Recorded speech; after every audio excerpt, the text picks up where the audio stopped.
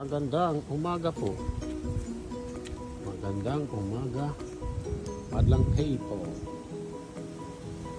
Ayan po, i-share ko lang yung yung sa amin mga lemon trees dito na napabayaan na.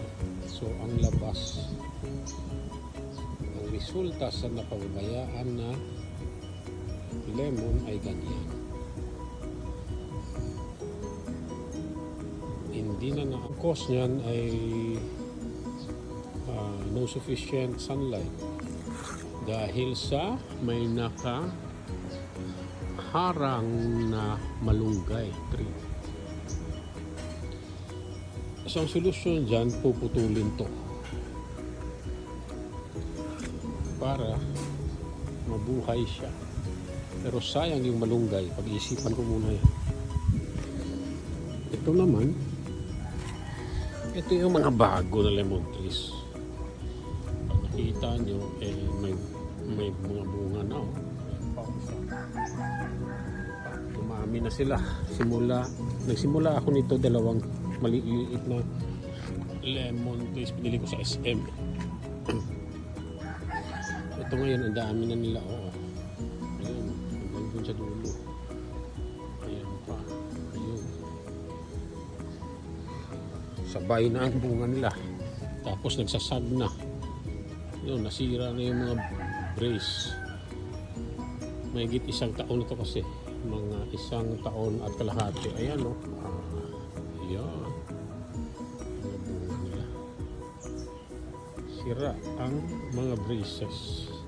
Nagsasag na yung mga nila.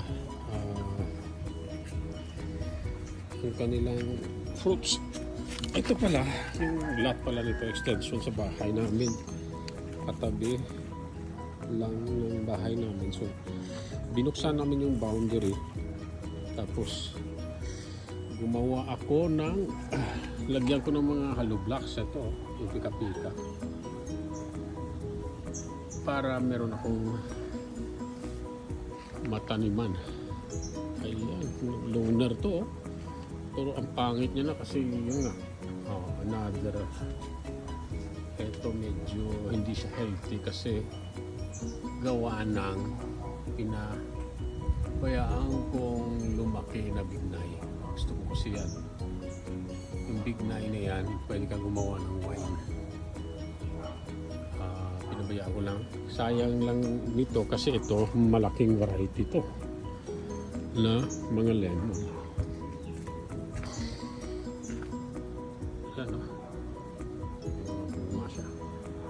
Pero hindi siya gaano healthy. Nalaman mo hindi siya healthy na kasi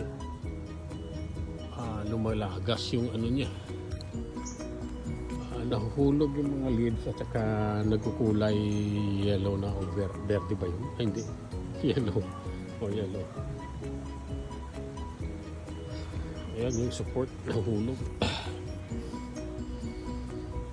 So, ayun. Ang solusyon dyan ngayon, ayusin natin ulit.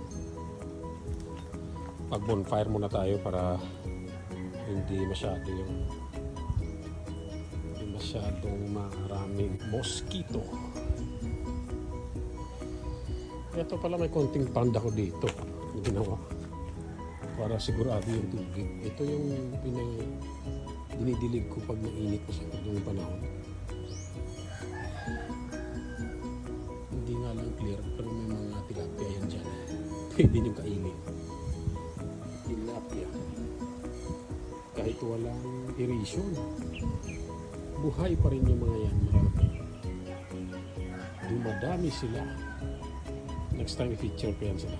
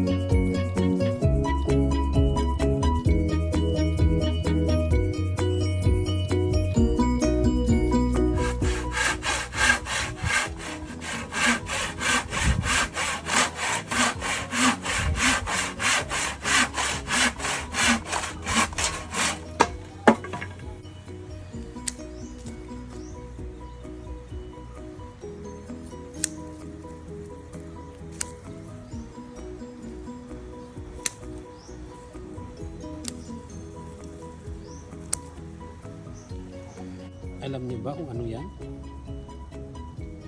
Ano yan? Kabugaw sa Ilonggo. Ewan ko kung anong tawag dyan sa... I don't know what's the proper name in English for kabugaw. Because this variety came from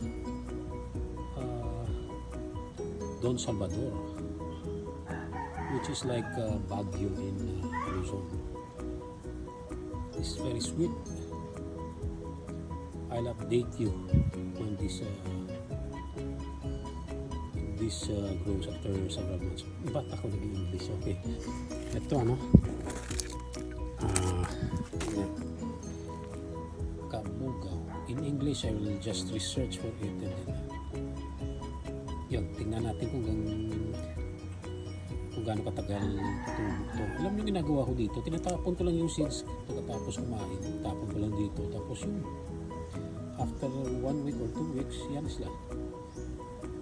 Dahan-dahan na sila. Ano. Hindi ko rin binibigyan ko siguro 2 beses lang sa span of 2 weeks. Okay, maaliwalas na ang kapagaligiran. Nalinis na natin yung lemon trees. Tinanggal na natin ang mga unnecessary branches at saka yung nasisirang mga support. So, everything is clear now. Nagdidilig na tayo ngayon. Gamit natin ay tubig na galing sa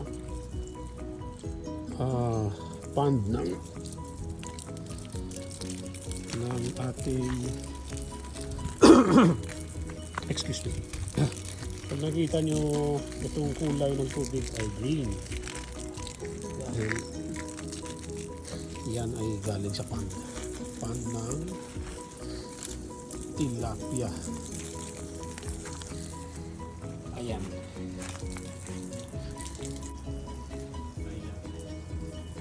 Pakita ko mamaya sa inyo kung anong klaseng pump na ginagamit ko. By the way, ito pala ang source ng tubig natin ay tubig ulan. Kaya siya rin ginagamit ng pump ng tilapia natin. Tapos yung source din ng kuryente nitong pump na resulta ay water galing pump ay solar energy na ginagamit natin. At hindi lang basta solar, off-grid ang setup ng solar na. Pero hindi siya large scale na off-grid. Ano lang, medium size lang na setup. Para lang sa requirement natin. Nakikita ko nyo ba yan? Ano sa baba? Yung dinidiligan ko. Ayan ay ginger. Ayan. Nilagay ko lang lahat dyan.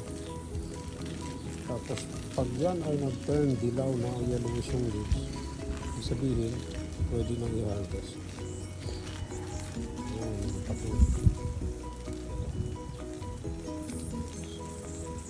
Mamaya i-focus natin, medyo malabo kasi sa left side, sa left hand ko itong nakahawak ng camera, saka yung right hand ko ay ginagamit ko pandilig, so mamaya transfer natin, makikita natin, close up tayo baga itong ating gardening at saka yung supply ng tubig ay lahat ito ay galing nature. Wala akong ginagastos dito kahit 5. Ano to, parang balance ecosystem sila. Sariling supply ng tubig galing ulan sa pond, sa aquariums ko, at saka yung kuryente gamit ng pump ko sa mga aquariums ko rin ay galing din sa solar setup ko na off-grid. Papakita ko sa inyo later kung ano yun.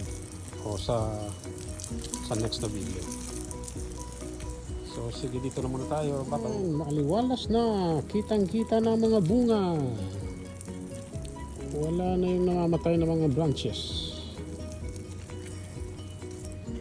Yun. Wala nang nakasayad. Prutas. Ay, meron palang isa. Sige, mamaya. Okay. Pidilig na tayo. Ayun. Banda roon. Wala na talaga. Malinis na. Ayan, yung sinasabi kanina yung ginger. Ayan, kinakanin ko lang yan. Yung leaves. Pagbili ko ng yung ginger sa market. Kasi bumili-bili pa ako ng ginger sa market. Pero ngayon din na. Ilalagay ko lang dyan. Binabaon ko lang sa lupa. Tapos lang. Ano na. Ilang buwan? Pwede na nakakarabisin. Mga 8 buwan yata. Sa isang taon. Pero pag nag-harvest ako, hindi ko binubuo ang harvest. Kinukuha ko lang yung kailangan ko sa isang luto. Kasi hindi naman ako nagluluto palagi. So hindi siya nauubos. Importante pag kailangan ko may makukuha ako dito.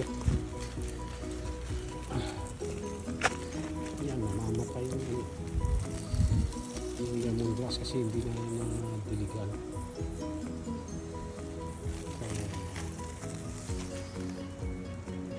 Meron pang ginger sa taas. Yan, kinalbo na natin yung lemon. Ito 3 years old na to. So kung mamamatay na siya, okay na yun kasi na-reach na yata yung lifespan niya. Ito bago pa to. May lifespan kasi yung mga tanim. At least katulad ng lemon.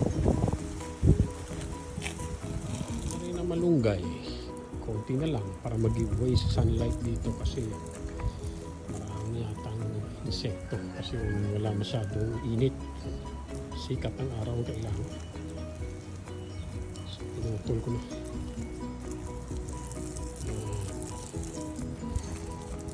You know, this can be done in only 2 hours.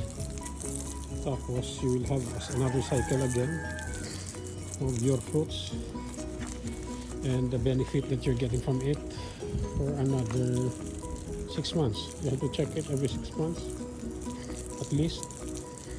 So sa tingin ko 1 taon na to na hindi ko na-check eh. So kaya ang pangit na ng labas. Dati ang ganda ng itsura nito. Tsaka minsan kasi sa panahon din yan. Pag consistent yung ulan, masama ang panahon, yung halaman natin ay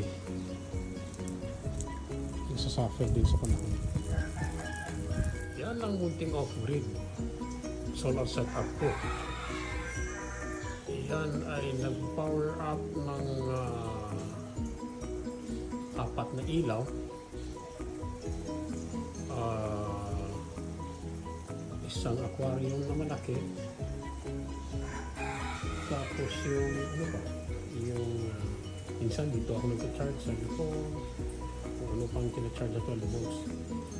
Tapos tagal na kasi ito, mga 3 o 4 na taon na to. Yung battery ko pala ay LiPo 4 at saka yung itong mga off-grid na instrument, halos lahat na ito made in China para makamura. At saka emphasis lang na hindi lahat ng mura ngayon pangit. Okay, Madlang P, magkape muna tayo. Coffee. Galing sa mountainous region ng Kalinga yata. Ewan ko. Basta masarap. Ito ay masarap pagkatapos ng pandidilig dito sa paligid, sa likod ng bakuran namin. Ito kasi pagkatapos ng pandidilig natin sa halaman, nag-i-emit sila ng hangin na malamig. Oo. Experience ko lang. Saka, ang ganda ng breathing mo dito. breathing. Tama ba yung breathing? It's like breathing fresh, cool air. After mo diligan yung mga halaman.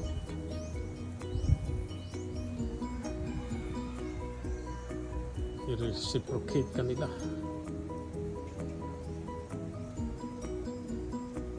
Okay guys, till next time. Dami ko pang gagawin dito. Pangit na lugar.